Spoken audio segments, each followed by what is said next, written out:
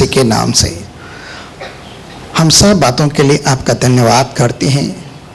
धन्यवाद करते हैं पिता प्रभु यीशु मसीह के नाम से कि आप सदा हमारी प्रार्थना को सुनते हैं, हमारे मांगने और समझ से कहीं अधिक कार्य करते हैं। आपका दिल से धन्यवाद। धन्यवाद के साथ हम सब भाई बहन बच्चों के साथ मिलकर ये सारी स्तुति आराधना धन्यवाद के साथ हम आपके नाम के प्रति अर्पित करते हैं। हमारी स्तुति आराधना के बेटों को स्वीकार कर और इन गवाहियों के द्वारा भी हम आपकी महिमा करते हैं, क्योंकि आप सत्य में चंगा करने वाले और छुटकारा देने वाले परमेश्वर हैं। प्रभु यीशु मसीह के नाम से इस गवाहियों के लिए भी, सपनों के लिए भी तेरा दिल से धन्यवाद करते हैं। मसीह के नाम से आज जो कुछ भी भवन के अंदर आया है दशवांश अर्पण और उठाने के बेटों के तौर प्रभु यीशु मसीह के नाम से इन सारे बेटों को पिता आप स्वीकार करें, इन्हें पवित्र ठहराएं तेरे राज्य के विस्तार के लिए और तेरे पवित्र लोगों की जरूरतों को पूरा होने के लिए और धर्म के कामों के अंदर ये इस्तेमाल होने पाए और तेरी महिमा के लिए जिन्होंने जो कुछ भी दिया है पिता आप उन्हें 100 गुना प्रतिफल दें, 1000 गुना बराबर दें और हरेक के जीवन से निर्धनता कर्ज मर्ज के श्राप को तोड़ते हुए हरेक को धनाढ़ की आशीष से भरपूर करें। और मैं दिल से दुआ करता हूं कि महिमा के धन के अनुसार जो मसीह में हरेक के जीवन के अंदर धनाढ़ की आशीष देकर आशीष करें, ताकि किसी के जीवन में कोई कमी घटी न होने पाए। और दुआ करते हैं प्रभु आज के शब्द के लिए, प्रभु तेरे दास के लिए तेरा अनुग्रह पर्याप्त हो, उसकी निर्बलता व्यवस्था में तेरी सामर्थ प्रकट हो। बोलने वाला वह नहीं लेकिन तेरी आत्मा शब्द के द्वारा हम सबसे बातें करे और तेरी महिमा तेरे शब्द के द्वारा हो। आज के प्रभु भोज की विधि के लिए भी हम दिल से धन्यवाद करते हैं। रोटी को भी आशीषित कर पवित्र कर और दाखरस को भी आशीषित पवित्र कर, और जो लोग इसके अंदर सहभागिता लें पिता उनके जीवन के अंदर भी तेरे द्वारा तेरी सहभागिता और तेरी आत्मा के द्वारा आत्मा की एकता और मेल का बंधन जो प्रेम का है प्रभु हर एक के जीवन के अंदर प्रकट हो और सब बुराई मसीह के नाम से जाती रहे। सारी बातों के लिए तेरा दिल से धन्यवाद प्रभु यीशु मसीह के नाम से आमीन। पिछले सप्ताह जब हमने रविवार के दिन प्रभु भोज के विषय में बातों को सीखा तो हमने चंद बातें सीखी कि प्रभु यीशु मसीह जहाँ भी जाते हैं वो वचन के द्वारा लोगों को चंगा करते हैं। थोड़ी देर के अंदर आ रहे हैं मत्ती की पुस्तक 8 अध्याय, मत्ती की पुस्तक 8 अध्याय 13-14 से हम पढ़ते हैं। मत्ती 8 उसका 13 और 14। और यीशु ने सूबेदार से कहा, जा, जैसा तेरा विश्वास है वैसा ही तेरे लिए हो। 14 से पढ़ते हैं। और यीशु ने पतरस के घर में आकर उसकी सास को ज्वर में पड़ी देखा। हाँ, यहाँ पतरस की सास है जो टाइफाइड से बीमार है। और दूसरे सुसमाचार की पुस्तक के अंदर लिखा है कि यीशु मसीह ने हाथ पकड़कर पतरस की सास का बुखार को डांटा और बड़ा टाइफाइड जो बड़ा ज्वर था उसे छोड़कर चला गया। और उसी तरह उसी समय पतरस की सास बड़ी चंगी होकर सेवा करने लगी। ठीक है, आगे। उसने उसका हाथ छुआ और उसका ज्वर उतर गया। हाँ, और वह उठकर उसकी सेवा करने लगी। हाँ, जब संध्या हुई तब वे उसके पास बहुत से लोगों को ले लाए, हाँ, जिनमें दुष्ट आत्माएं थी, और उसने उन दुष्ट आत्माओं को अपने वचन से निकाल दिया। कैसे निकाला दुष्ट आत्माओं को? सब लोग बोलेंगे कैसे निकाला? वचन से। और वचन क्या है? वचन परमेश्वर है, वचन प्रभु यीशु मसीह है।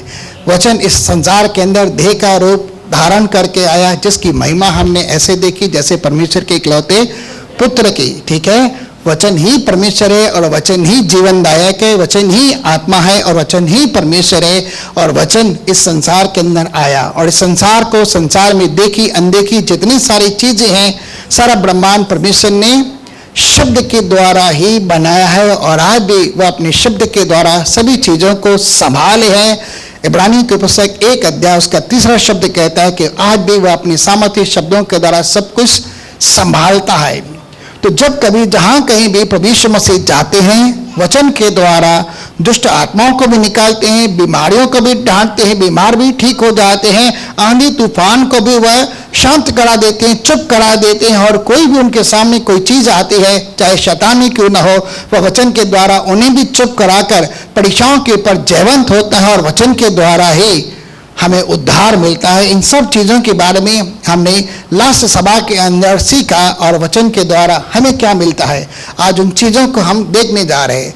जब संध्या हुई तब वे उसके पास बहुत से लोगों को जिनमें दुष्ट आत्माएं थी यीशु मसीह के पास ले आए और उन सभी दुष्ट आत्माओं को यीशु मसीह ने शब्द कहकर उन सबको उसने निकाल दिया आगे और सब बीमारों को चंगा किया। जितने सारे बीमार उनके पास आते थे यीशु मसीह उन्हें शब्द कहता था और बड़ी से बड़ी बीमारियां, बड़े से बड़े असाध्य रोग, एलर्जी हो, इन्फेक्शन हो, हेरिडिटी हो, चाहे खतरनाक लाइलाज बीमारी क्यों ना हो, वचन बोलता था, निकल जाते थे। कभी कभी किसी को छूता था, कभी कभी कुछ लोग उसे छूते थे और बीमारियां निकल जाती थी। दुष्ट आत्मा पटक कर लोगों को कभी उटपटांग बातें भी करती थी, कभी चिल्लाती थी, चीखती थी, लेकिन लोगों के अंदर से दुष्ट आत्मा निकल जाती थी और लोग भले चंगे हो जाते थे। यहाँ तक कि लकवाग्रस्त लोग भी ठीक होते थे, कोढ़ी भी ठीक हो जाते थे। जब कोढ़ी भी उसके पास आते थे और आकर पूछते थे, क्या प्रभु तू मुझे शुद्ध कर सकता है? तो यीशु मसीह कहता है, हाँ मैं चाहता हूं कि तू शुद्ध हो जा। और उसी समय उसका कोढ़ भी शुद्ध हो जाता है। जैसे वो कुछ मुंह से बोलता है वहां पर वो हो जाता है। ठीक है। और हमने परमेश्वर के शब्द के अनुसार देखा कि परमेश्वर का शब्द क्या है। इब्रानी के पुस्तक 4 अध्याय उसका 12 शब्द पढ़ते हैं। अब मैं शब्द के महत्व के बारे में ही थोड़ा बहुत बात कर रहा हूं। ठीक है। क्योंकि परमेश्वर का वचन जीवित हाँ और प्रबल और परमेश्वर का शब्द क्या है? जिंदा है। सब लोग बोलेंगे परमेश्वर का शब्द जिंदा है। वो शब्द मरा हुआ नहीं है। ठीक है। परमेश्वर का शब्द जिंदा है और जिंदगी से भरपूर है। जो कोई परमेश्वर के शब्द को खाता है वह जिंदगी पाता है। जो कोई परमेश्वर के शब्द को बोलता है उसके जीवन के अंदर जीवित परमेश्वर के शब्द के द्वारा उनके अंदर जिंदगी आती है। ठीक है। परमेश्वर का शब्द जीवित है और प्रबल यानी शक्तिशाली, सामर्थ से भरपूर है और हर एक दोधारी तलवार से भी बहुत चोखा है। इस संसार के अंदर जितने सारे तेजों में तलवारें हैं, चाकू हैं या जो कुछ भी हैं, उन सब से वह तेजधार है। परमेश्वर का शब्द है जो गांठ गांठ और गूथे गोतों के आर पार छेद कर अलग कर देता है। मन के विचारों और आत्मा की भावनाओं को भी आर पार छेद कर वह अलग कर देता है, क्योंकि परमेश्वर का शब्द दोधारी तलवार से चोखा है। और ये शब्द लिखा गया आज से 2000 साल पहले। उन दिनों के अंदर यही सिर्फ हथियार हुआ करते थे और तलवारें हो या चाकू हो या छुरियां हो वो सिर्फ बहुत तेज की जाती थी, किसी का भी गला काटने के लिए, लड़ाई की बात कर रहा हूं मैं। ठीक है। लेकिन परमेश्वर का शब्द उससे भी और सबसे अधिक, उससे अधिक तेजों में और कुछ भी नहीं है। अगर हम परमेश्वर के शब्द का सही रीति से इस्तेमाल करते हैं तो हमारे जीवन के अंदर बहुत कुछ हो सकता है। याकूब की पुस्तक 3 अध्याय उसके 2 शब्द के अंदर पढ़ते हैं, 1 और 2 दोनों शब्द पढ़ते हैं। याकूब 3 अध्याय उसका 1 और 2। हे मेरे भाइयों, हे मेरे भाइयों, हे मेरी बहनों, हे मेरे बच्चों, तुम में से बहुत उपदेशक न बने। बहुत से उपदेश, इसका मतलब नहीं है कि प्रचारक न बने, टीचर न बने, प्रचारक या अपोस्टल्स न बने। ठीक है। क्योंकि जानते हो कि हम उपदेशक और भी दोषी ठहरेंगे। क्यों भाई? हम बहुत बार गलती कर जाते हैं, इसलिए हम दोषी ठहर सकते हैं। लेकिन इसका मतलब ये नहीं कि यहाँ की बात है, यहाँ पर हम कुछ सिखाते हैं, लेकिन जैसे आप सीखते हैं परमेश्वर शब्द के द्वारा आपके जीवन के अंदर कार्य करता है। आगे, इसलिए कि हम सब बहुत बार चूक जाते हैं। इसलिए कि हम बहुत बार बोलने में चूक कर जाते हैं। जो कोई वचन में नहीं चूकता, जो कोई बोलने में, शब्दों में गलती नहीं करता, चूकता नहीं है, वही तो सिद्ध मनुष्य है। वह क्या है? वह मनुष्य सिद्ध है। हमें से कितने लोग बोलते हैं? सब लोग बोलते हैं? पक्का है क्या कोई यहाँ पर ऐसा कोई जो नहीं बोलता? सब लोग बोलते हैं। क्यों बोलते हैं? क्योंकि परमेश्वर ने हमें अपने स्वरूप और समानता के अंदर बनाया है। इस संसार के अंदर मछलियां भी है, जंतु भी है, रेंगने वाले जंतु है, आकाश के अंदर उड़ने वाले पक्षी भी है, लेकिन कोई बोलता नहीं। एक आध पक्षी और उसको छोड़कर उसे भी रटाया जाता है तो बोलता है, लेकिन इंसान बोलता है क्योंकि वो परमेश्वर के स्वरूप और समानता के अंदर है। और परमेश्वर भी बोलता है। जब परमेश्वर बोलता है तो कुछ होता है। यशायाह की पुस्तक 55 अध्याय के 10वें शब्द के अंदर लिखा गया है, मेरा शब्द जिस उद्देश्य के लिए मैं भेजता हूं वह उसे पूरा करके ही वापस लौटता है और बिना उद्देश्य पूरा किए मेरे पास कभी नहीं लौटता। 55 का 10 और 11 पढ़ेंगे तो वहां पर लिखा है, अगर परमेश्वर कुछ बोलता है और उसके बोलने से कुछ होता है और परमेश्वर का शब्द उस उद्देश्य को अंजाम देता है, तो आप और मैं जो परमेश्वर के स्वरूप और समानता के अंदर बनाए गए हैं, अगर कुछ बोलते हैं तो क्या कुछ होता है? क्या कुछ होता है? बाइबल में लिखा है कि तू अपनी ही बातों के कारण दोषी और तू अपनी ही बातों के कारण निर्दोष ठहरता है। ठीक है, भला मनुष्य अपने मन के बड़े भंडार से बड़ी बातें बोलता है, लेकिन बड़ा मनुष्य अपने बड़े मन के भंडार से बुरी बातें निकलता है। खाने पीने के द्वारा कोई मनुष्य अशुद्ध नहीं होता, लेकिन जो कुछ मन से निकलता है, कुचिंता, हत्या, श्रीगमन, व्यभिचार, मूर्ति पूजा, न जाने किस किस प्रकार की बातें जब मन से बाहर निकलती है, उन्हीं बातों के कारण मनुष्य अशुद्ध होता है। खाने पीने की वस्तुओं के द्वारा मनुष्य अशुद्ध नहीं होता है। जो अंदर जाता है वो उसे अशुद्ध नहीं करता, लेकिन जो बाहर निकलता है मन से, उनके द्वारा अशुद्ध होता है। और जब हम बोलते हैं तो उन्हीं के कारण कभी कभी अपने देह के ऊपर भी कलंक लगाते हैं, कभी कभी इन्हीं बातों के कारण दोषी ठहरते हैं। लेकिन अगर हम सही रीति से बोलें तो क्या हो जाता है? हम सिद्ध बन जाते हैं। और सिद्ध लोगों के जीवन के अंदर एक निशानी है, वही तो सिद्ध मनुष्य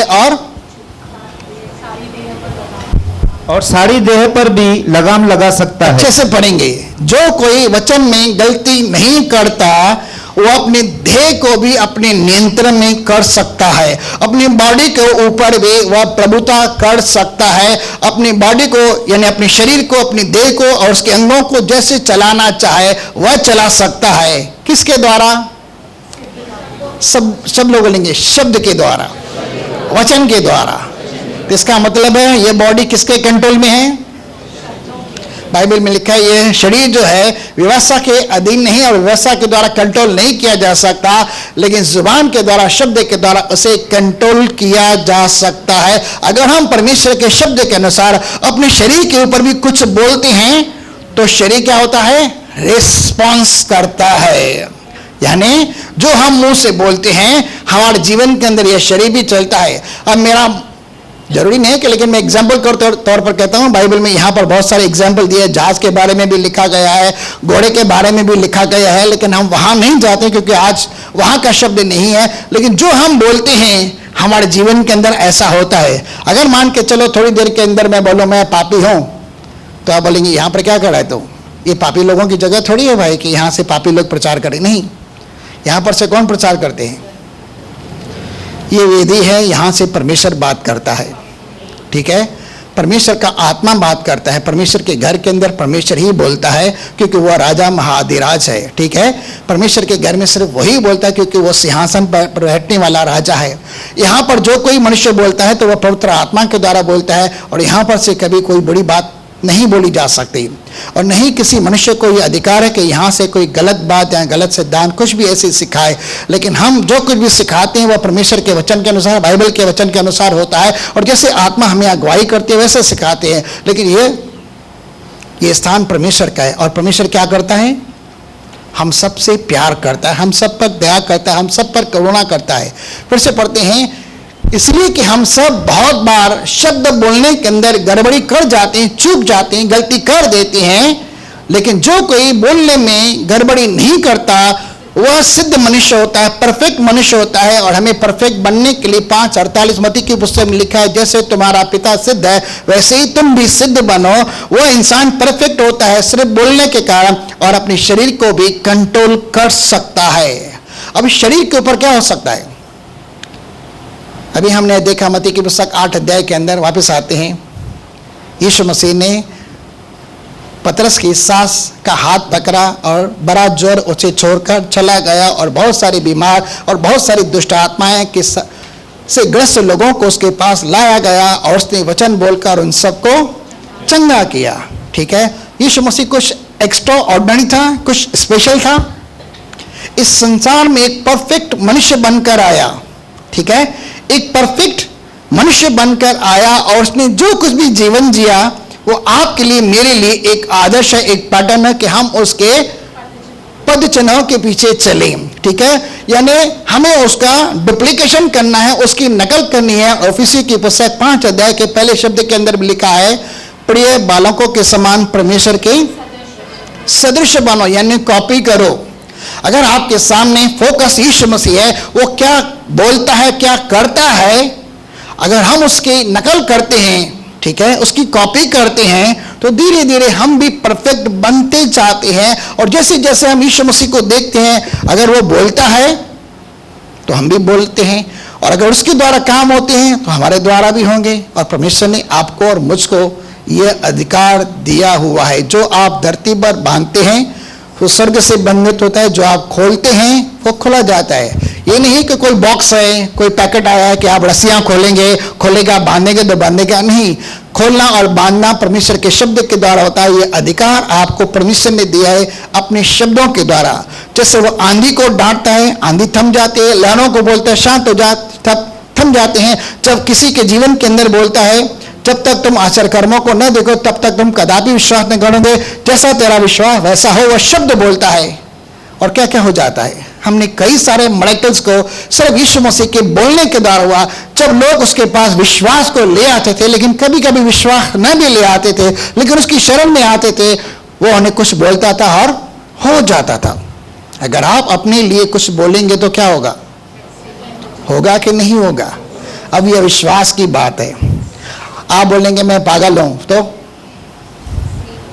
आप अपने आप को पागलपन की हद के अंदर ले आते हैं। आप बोलते हैं मैं असफल हूं, तो इसके लिए आप अपने जीवन के अंदर सफलता को आने नहीं देंगे। आप बोलेंगे मैं हारा हुआ हूं, अपने जीवन के अंदर विजय को कभी आने नहीं देते। आप बोलते हैं मैं थक चुका हूं, आप अपने जीवन में थकान को प्रभुता करने के लिए बोल देते हैं। और आप कहते हैं मैं लड़ नहीं सकता, इनडायरेक्ट के अंदर आप हार मान लेते हैं। लेकिन बाइबल में कहा हमें विश्वास की कुर्सी लड़नी है, ठीक है, विश्वास की कुर्सी लड़नी है। चलिए चंद शब्दों को हम देखने जा रहे हैं। भजन संहिता 107 उसका 20वां शब्द। वह अपने वचन के द्वारा उनको चंगा करता, वह अपने शब्द के द्वारा उन्हें चंगा करता है। तो चंगाई किसके द्वारा है? किसके द्वारा है? वचन के द्वारा है। कितने लोग चंगा होना चाहते हैं? सब लोग चाहते हैं। शरीर घुमाओ, ऐसा हो जाएगा? नहीं होगा, बिल्कुल भी नहीं होगा। ये जादू टोना है भाई, अगर ऐसा ऐसा करूं तो मैं परमेश्वर मुझे माफ करे। अच्छा है, तो ये शरीर भी नहीं है, लेकिन ये कलम है। लेकिन कैसे लिखा है? वचन के द्वारा। वचन क्या है? सिर्फ घर के अंदर रखने से? वचन विश्वास के साथ हृदय में रखकर बोलने से हमारे जीवन के अंदर कार्य करता है। किताब ये नहीं कि आप अपने डेस्क के ऊपर, कबाड़ के अंदर या शोपीस के अंदर, शोकेस के अंदर रखकर रख दो करके ऐसे हुआ नहीं। जब आप वचन बोलते हैं तो आपके जीवन के अंदर काम करता है। You are a imitator of God, sorry an imitator, English गलती हो जाती है। हम परमेश्वर के सदस्य हैं और हमें परमेश्वर के सदस्य बनना है। वह बोलता है और काम होता है। आप बोलेंगे तो आपके जीवन के अंदर काम होगा। यीशु मसीह ने क्या कहा? चलिए हम वापस आते हैं मरकुस की पुस्तक 11 अध्याय, उसका 22, 23 और 24 शब्द पढ़ते हैं। मरकुस 11 अध्याय 22 और 23। यीशु ने उसको उत्तर दिया कि परमेश्वर पर विश्वास रखो। हाँ, किसी पास्टर ने कहा परमेश्वर के जैसा विश्वास रखो, ठीक है। मैं तुमसे सच कहता हूं कि जो कोई इस पहाड़ से कहे, सब लोग बोलेंगे कहे। किसको कहना है? पहाड़ को। इस समय पहाड़ को क्या कह सकते हैं हम? इजी बात है। हमारे निकट हाजी मलंग का पहाड़ है, हमारे निकट ममड़ा का पहाड़ है। क्या हम इस पहाड़ को हटा सकते हैं? बोलने से हटेगा? कितने लोग डाउट करते हैं भाई नहीं हटेगा? हाँ जी भाई, हमारे सामने इस समय 2 पहाड़ हैं। परमेश्वर इन पहाड़ों के बारे में नहीं कहता, ठीक है, हमारे जीवन की समस्याओं के बारे में कहता है, जो हमारे जीवन में उन्नति आगे बढ़ने के समय एक बाधा बनी हुई है, उनके बारे में कहता है। आपके जीवन की क्या समस्या है, क्या प्रॉब्लम है, क्या रुकावट है, क्या बाधा है, आप उस पहाड़ को जो आपको आगे बढ़ने में, उन्नत होने के अंदर रुकावट बन रही है, अगर आप अपने जीवन के उस पहाड़ को पहचानते और अगर उस पहाड़ से कहते हैं, पहाड़ के बारे में नहीं कहते मेरे जीवन में तो दुखों का पहाड़ आ गया है, इसका मतलब क्या हो गया? आप अपने सर पर पहाड़ का बोझ रख देते हैं। लेकिन आप पहाड़ से कहते हैं प्रभु यीशु मसीह के नाम से। सब लोग बोलेंगे पहाड़ से कहना।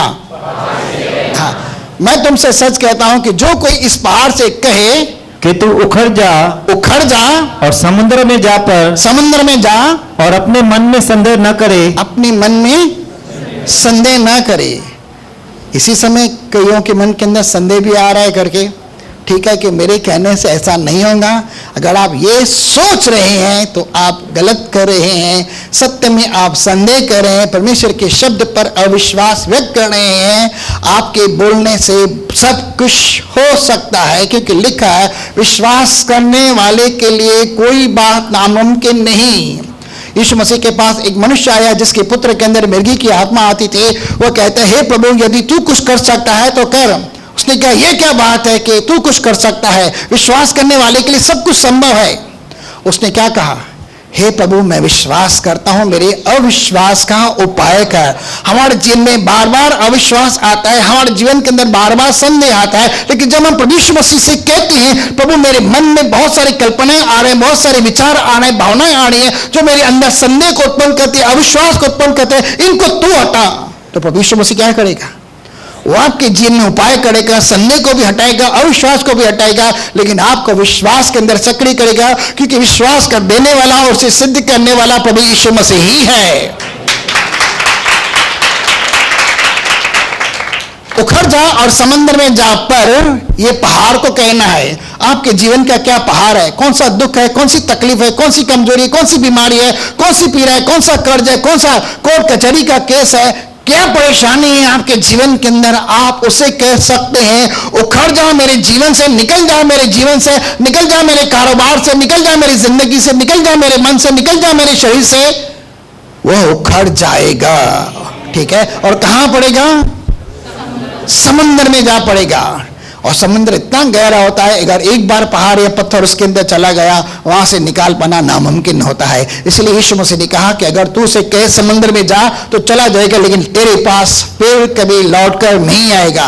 आप निकालना भी चाहे तो भी नहीं निकाल सकते, ठीक है। आगे, और समुद्र में जा पर और अपने मन में संदेह न करे, वरन प्रतीति करे, यानी विश्वास करें कि आपने जो कहा है वह होगा। आगे, वरन प्रतीति करे कि वरन आप विश्वास करें कि जो आप बोल रहे हैं वह होगा, यकीनन होगा, तो उसके लिए वही होगा, आपके लिए वैसा ही होगा।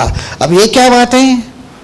यहां किसी का नाम लिखा है, किसी पास्टर का, किसी अपोस्टल का, किसी का रेवरेंड का, किसी टीचर का, किसी प्रीचर का लिखा है क्या? कुछ ना, सबके बारे में लिखा है। जो लिखा है यानी अनकंडीशनल बात लिखी है। कोई भी जो कोई प्रभु का नाम ले वो उद्धार पाएगा, जो कोई विश्वास करे वह नाश न होगा, जो कोई कहेगा उसके लिए वैसा ही होगा, ठीक है ना। जैसा तेरा विश्वास वैसा हो, इसका मतलब आपके ऊपर छोड़ दिया गया है। परमेश्वर ने अपने पास कुछ भी नहीं रखा, जबकि उसने आपके लिए, मेरे लिए अपने पुत्र तक को न रख छोड़ा, तो आपके लिए क्या अपने पास रख छोड़ेगा? हम स्वार्थी हो सकते हैं, लेकिन परमेश्वर स्वार्थी नहीं है। वह उद्धार हृदय परमेश्वर है। वह बिना विलंब हमें देता है और दिया गया है। मसीह में आपको और मुझको स्वर्गीय स्थानों की सारी आत्मिक आशीषें दी गई है, सारे दान वरदान दिए गए, सारे अधिकार दिए गए हैं। अगर हम इनका इस्तेमाल नहीं करते तो उसमें परमेश्वर का कोई कसूर नहीं है। हम अपने जीवन में कुछ तकलीफों को, अपनी पीड़ाओं को, बीमारियों को पकड़े रहते हैं और छोड़ती नहीं। कई बार हमारे जीवन के अंदर तकलीफ आती है तो क्या बोलते हैं? गलती बोलते हैं ना, यार बीमारी मुझे छोड़ती नहीं, ये सर दर्द मुझे कब छोड़कर जाएगा। क्रिश्चियन मार्ग होता है, लेकिन आप सर दर्द को बोल सकते निकल जा, बीमारी को बोल सकते निकल जा। यीशु मसीह ने पतरस की सास का हाथ पकड़ा और क्या कहा? बुखार चला जा। डांटा, मतलब ऐसे ही डांटा ना, बुखार मैं तुझसे कहता हूं, मैं तो प्रभु यीशु मसीह ऐसा, निकल जाए इसे छोड़कर।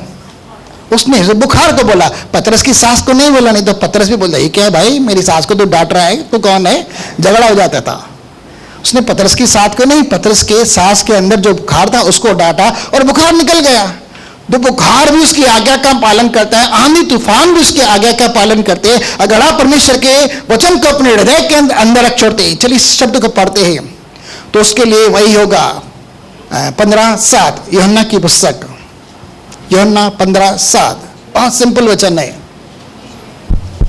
यदि तुम मुझ में बने रहो, यानी विश्वास के अंदर हम बने रहते हैं मसीहत में, यदि तुम मुझ में बने रहो और मेरी बातें तुम में बनी रहे। मेरी बातों का मतलब मेरा वचन आपके दिल में रहे, तो जो चाहो मांगो। जो चाहो, अगर आप परमेश्वर से प्रार्थना करते, कुछ मांगते हैं, कुछ भी जो आप चाहते हो वह परमेश्वर से मांगते हो, और वह तुम्हारे लिए हो जाएगा। क्या हो जाता है? सबसे बड़ा वायदा, आपके लिए वह चीज हो जाती है। अपने दिल में वचन रखेंगे और वचन ही बोलेंगे तो हमारे जीवन के अंदर होगा। हम पिता से कहेंगे प्रभु ये दे दे, वो दे देगा, कभी ना नहीं बोलेगा। मैंने पहले ही कहा कि हमारा परमेश्वर कंजूस परमेश्वर नहीं है, वो उदार दिल परमेश्वर है। जो मांगता है उसे मिलता है। अपने शब्द के द्वारा उन्हें, वापस आते हैं भजन संहिता 107 उसके 20वें शब्द के अंदर फिर से, वह अपने वचन के द्वारा उनको चंगा करता। वचन के द्वारा उन्हें चंगा करता है। तो चंगाई के लिए आपके पास शक्तिशाली जो हथियार है वह है शब्द। अगर आप शब्द बोलते हैं तो आप उसके द्वारा चंगाई पाते हैं, पा सकते हैं। मैं ये नहीं कहूंगा, पाते हैं। हाँ, और जिस गड्ढे में वे पड़े हैं, जिस प्रॉब्लम के अंदर आप फंसे पड़ी हैं, जिस चक्रव्यूह में आप जकड़े पड़ी हैं, जिस बंधन के अंदर आप पड़े हैं, आप उससे बाहर निकल सकते हैं। मान के चलो थोड़ी देर के लिए कोई इंसान एक सूखे कुएं के अंदर गिर जाता है जंगल के अंदर और वह निकल नहीं पाता, ठीक है। अगर वो चिल्लाएगा नहीं, अगर वो कुछ बोलेगा नहीं, अगर वो किसी से मदद नहीं मांगेगा तो वो पड़ा ही रहेगा। क्योंकि अड़ोस पड़ोस के अंदर हो सकता है ना कोई आ जाए और बोलेगा बचाओ बचाओ बचाओ, तो कोई तो उसकी मदद करने के लिए आ सकता है, लेकिन चुप करके वह डालेगा, किसी को थोड़ी पता चलेगा कि वो खड्डे के अंदर है। सही है ना? सही है नहीं? उधर वचन भेजकर उन्हें जो सकेती में पड़े रहते, खड्डे में पड़े रहते, जाल में फंसे रहते, चक्रव्यूह में फंसे रहते, वो वहां से उन्हें निकालता है। वचन के द्वारा वह उन्हें निकालता है, ठीक है। वचन भेजता है और उनके जीवन के अंदर वैसी चीज हो जाती है। चलिए और आगे चलते हैं हम। आप बोलेंगे पास्टर जी आज क्या सिखाना चाहते हैं? वचन के अंदर जो सामर्थ है, क्रिएटिव पावर है, वो आपको दी गई है। इसलिए परमेश्वर ने कहा कुलुस्सियों 3:16 के अंदर अपने हृदय को वचन की अधिकाई से, अपने हृदय को अधिकाई से वचन से भरो, ताकि जब तुम बोलो तो परमेश्वर का शब्द ही बोलो। आ रहे हैं हम रोमियो की पुस्तक 10 अध्याय के अंदर। रोमियो 10, 8, 9 और 10 यह फेवरेट वर्ड है। परंतु वह क्या कहती है, यह कि वचन तेरे निकट है। वचन तेरे निकट है। बाइबल आपके हाथ में जो परमेश्वर का लिखित वचन है, तेरे मुंह में। वचन कहाँ होना चाहिए? ना कि आपके मुंह में आपकी समस्या होनी चाहिए। समस्या का जिक्र नहीं करना है, कमजोरी का जिक्र नहीं करना है, बीमारी का जिक्र नहीं करना है। अगर जिक्र करना है तो परमेश्वर के शब्द का ही जिक्र करना है। तभी तो आप अपने देह के ऊपर लगाम लगा सकते हैं, तभी तो आप अपने शरीर के ऊपर कंट्रोल कर सकते हैं, ठीक है। और वचन तेरे निकट है, वचन तेरे मन में है, वचन तेरे मुंह में है। यह वही विश्वास का वचन है, यह विश्वास का शब्द है। इस शब्द के ऊपर विश्वास करते हैं हम, जो हम प्रचार करते हैं। इसी का हम प्रचार करते हैं। आगे कि यदि तू अपने मुंह से यीशु को प्रभु जानकर अंगीकार करे और अपने मन से विश्वास करे कि परमेश्वर ने उसे मरे हुओं में से जिलाया, तो तू निश्चय उद्धार पाएगा। तो तू निश्चय उद्धार पाएगा, आपके जीवन के अंदर छुटकारा आएगा। अब यहाँ पर 2 चीजें लिखी, ये मेरा फेवरेट वर्ड है इसलिए मैं बार बार बोलता हूँ। दिल से परमेश्वर के शब्द पर विश्वास करना है, अपने हृदय को परमेश्वर के वचन से भरना है और बोलना है। कब तक बोलना है? 8:20 भाई यशायाह की पुस्तक के अंदर लिखा गया है, जब तक आप परमेश्वर के वचन के अनुसार न बोलेंगे आपके जीवन का अंधकार जाएगा नहीं और पौ नहीं फटेगी। कब तक बोलना है? जब तक आपके जीवन के अंदर वह वचन पूरा नहीं होता, तब तक बोलते रहना है, बोलते रहना है, बोलते रहना है। बाइबल में लिखा है एक नगर के अंदर एक अन्यायी न्यायाधीश है।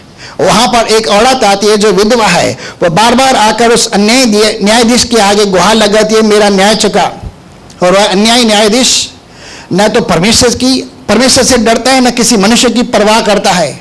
लेकिन यह औरत बार बार आकर उसे आकर कहती है मेरा न्याय चुका, मेरा न्याय चुका, मेरा न्याय चुका। आखिरकार वह तंग होकर कहता है कि बार बार औरत मेरे पास आती है, कहीं ऐसा ना हो कि मेरे नाक के अंदर दम कर दे। इसलिए वह अन्यायी न्यायाधीश न्याय चुकाता है। और आपका और मेरा परमेश्वर तो न्यायी परमेश्वर है, वह आपका और मेरा न्याय क्यों नहीं चुकाएगा? अगर आप परमेश्वर के शब्द के अनुसार बोलेंगे तो आपके जीवन के अंदर अंधकार क्यों नहीं मिटेगा? आपके जीवन के अंदर सवेरा क्यों नहीं आएगा? 100% आएगा अगर आप परमेश्वर के शब्द के अनुसार बोलते हैं। लेकिन बोलना क्या है? बीमार लोग क्या बोलेंगे?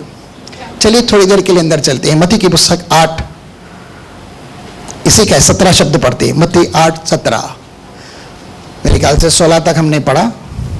ताकि जो वचन यशायाह भविष्यवक्ता के द्वारा कहा गया था हाँ, वह पूरा हो। ताकि शब्द पूरा हो। यशायाह भविष्यवक्ता ने पहले से ही भविष्यवाणी की थी, वह शब्द पूरा हो कि उसने आप हमारी दुर्बलताओं को ले लिया। क्या लिखा है? उसने, अर्थात प्रभु यीशु मसीह ने जब वह क्रूस पर चढ़ाया गया था, क्रूस के ऊपर उसने हमारे सारे पाप, सारे श्राप, सारा दंड, मृत्यु, हमारी कमजोरियां, हमारी बीमारियां खुद ब खुद उसने उठा लिए। भाई अब किसके हाथ में कुछ है? बेटा ये मोबाइल बाइबल देना, भले आप नहीं दे लेकिन मैं उठा लेता हूं, ठीक है? मैं उठा लेता हूं, ठीक है भाई, वो मेरी बेटी है करके मैंने उठा लिया। इसने दिया आपके सामने लेकिन मैं उठा लेता हूं, ठीक है? इसका मतलब आप दे या न दे, लेकिन उसने खुद ब खुद आपके जीवन में से पाप उठा लिए, श्राप उठा लिए। उस पाप के कारण जो मृत्यु था वो भी उठा लिया। उस व्यवस्था के कारण जो आपके जीवन के अंदर दंड था मृत्यु का, वो भी उठा लिया। आपकी कमजोरियां, बीमारियां खुद ब खुद उठा ली। क्या लिखा है?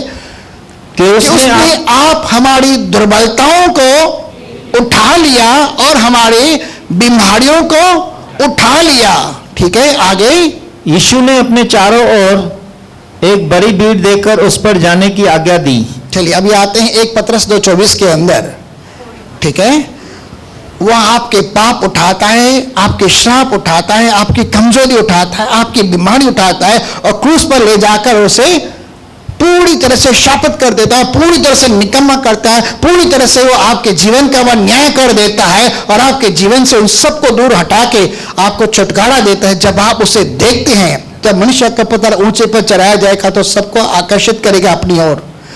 मूसा ने भी ऐसे कहा था, पीतल का सांप जब ऊपर चढ़ाया था तो लोगों ने देखा तो जो सांप के द्वारा, बिच्छू के द्वारा डसे हुए थे, उनके अंदर से जहर निकल जाता है, वो मृत्यु से बच जाते हैं, क्योंकि यीशु मसीह आपकी मृत्यु को अपने देह पर, यहां पर देखते हैं, वह आप यानी यीशु मसीह खुद, वह आप ही हमारे पापों को अपनी देह पर लिए हुए क्रूस पर चढ़ गया। क्या आपने अपना पाप यीशु मसीह को दिया? नहीं दिया। आज से 2000 साल के पहले की बात है और यशायाह तो 750 साल पहले इसे दर्शन के अंदर देखकर कह रहा है, यीशु मसीह खुद आपके पाप के कारण खुद पाप बनकर क्रूस पर चढ़ जाता है, जिससे हम पापों के लिए मरकर, पाप के लिए मरकर, जो पाप के लिए मर गया, जो मर गया वह मरकर धर्मी ठहरा, ठीक है? वह पाप से आजाद हो गया। अगर आप पढ़ेंगे रोमियो की पुस्तक 6 अध्याय के 7वें वचन के अंदर लिखा गया, जो मर गया वह पाप से छूटकर धर्मी ठहरा, ठीक है? वो आप, वापस पढ़ते हैं, वो आप हमारे पापों को अपनी देह पर लिए। तो पाप कहां पर है? अभी पाप कहां है? आपके पास है या उसने उठाकर ले लिया है? यीशु मसीह के देह पर है। 2 कुरिन्थियों 5:21 के अंदर लिखा है, जो पाप से अज्ञात है वो हमारे पाप के कारण पाप बना और हमारा पाप उठा लिया। और पाप के कारण क्या है? एक प्रकार का कलंक होता है, एक प्रकार की तकलीफ आ सकती है, परेशानी आ सकती है, लेकिन वो पाप को ही उठाकर ले गया। तो पाप किसके पास है? अभी आपके पास नहीं है। पाप यीशु मसीह बना और आपका पाप खुद उठाकर क्रूस पर चढ़ा और पाप के कारण जो दंड था वैसा जिसे घोषित करते थे, उसके लिए उसने क्या किया? कोड़े खाए। देखिए क्या लिखा है, वह आप हमारे पापों को अपनी देह पर लिए हुए क्रूस पर चढ़ गया, जिससे हम पाप के लिए मरे। अभी हम पाप नहीं करने, हुसैन भाई ने समझाया पाप क्या है। सबसे बड़ा पाप यही है कि अगर हम यीशु मसीह के ऊपर विश्वास नहीं करते तो अपने आप को स्वर्ग से, अनंत जीवन से, उद्धार से वंचित कर देते हैं। लेकिन अगर हम विश्वास करते हैं कि यीशु मसीह परमेश्वर का पुत्र है, हमें उद्धार, जीवन और स्वर्ग मिल जाता है और यही हमारे जीवन के अंदर बड़ी रुकावट हो जाती है।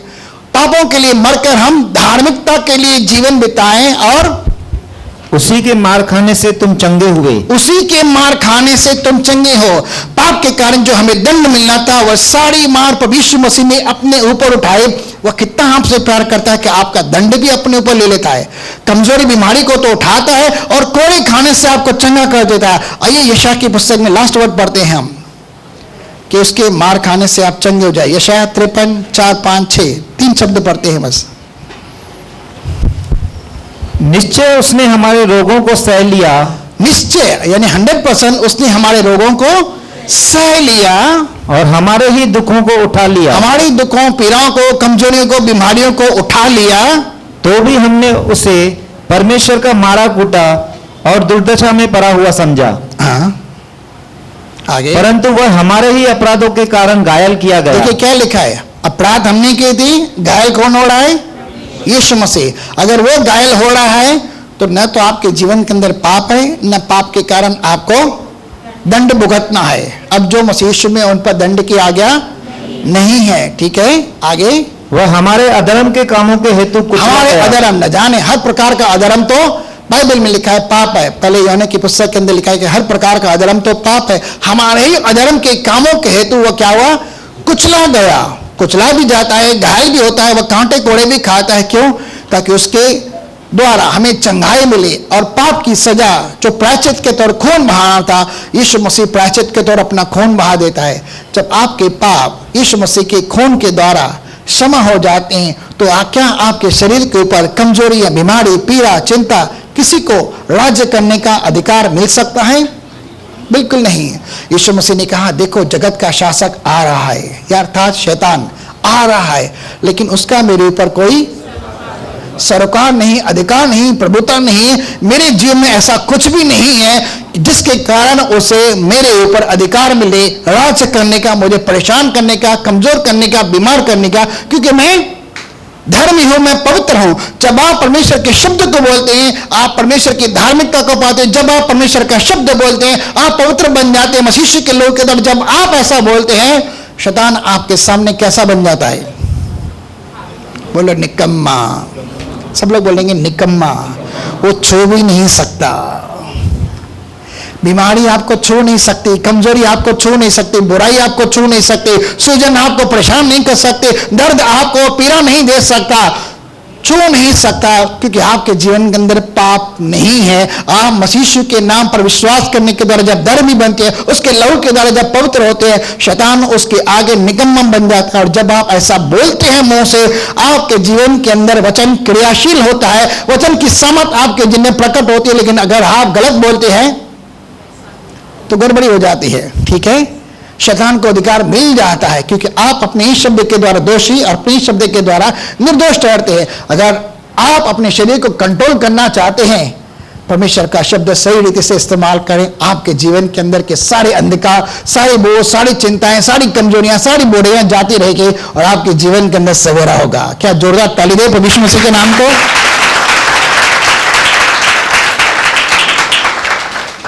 ठीक है, इसी का 12 पढ़ते हैं, लास्ट यशायाह 53:12। इस कारण मैं उसे महान लोगों के संग भाग दूंगा और वह सामर्थियों के संग लूट बांट लेगा। हाँ, क्योंकि उसने अपना प्राण मृत्यु के लिए उंडेल दिया, वह अपराधियों के संग गिना गया। हाँ, तो भी उसने बहुतों के पाप का बोझ उठा लिया। बहुतों के, सबके नहीं, बहुतों के जो विश्वास करते हैं कि यीशु मसीह के ऊपर कि वह परमेश्वर का पुत्र है, हमारे पाप और अधर्म के लिए मारा गया, वह बहुतों के पापों का बोझ, बोझ का मतलब क्रूस, क्रूस का मतलब मृत्यु, मृत्यु का मतलब दंड, उसने आप अपने ऊपर उठा लिया और अपराधियों के लिए विनती करता है। अपराधियों के लिए खुद विनती करता है महायाजक के समान, हे पिता ने माफ करिए, नहीं करता।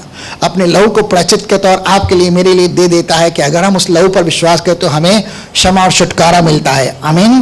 कुलुस्सियों 1:13-14 के अंदर पढ़ेंगे तो वहां पर भी लिखा है, कुलुस्सियों 2:13-14-15 लिखा है तो वहां पर भी आप पढ़ेंगे, वहां पर भी लिखा है। इफिसियों की पुस्तक पहले के अंदर पढ़ेंगे तो वहां लिखा है, 2 के अंदर पढ़ेंगे तो वहां पर भी लिखा गया है। शब्द नहीं है कि, सॉरी, समय नहीं है कि मैं आपके सामने शब्दों का विस्तार कर रहा हूं, लेकिन वह आपके पापों को क्षमा करता है। जब पाप क्षमा हो जाता है तो दंड नहीं होता। चलिए हम प्रभु भोज की विधि में चलते हैं।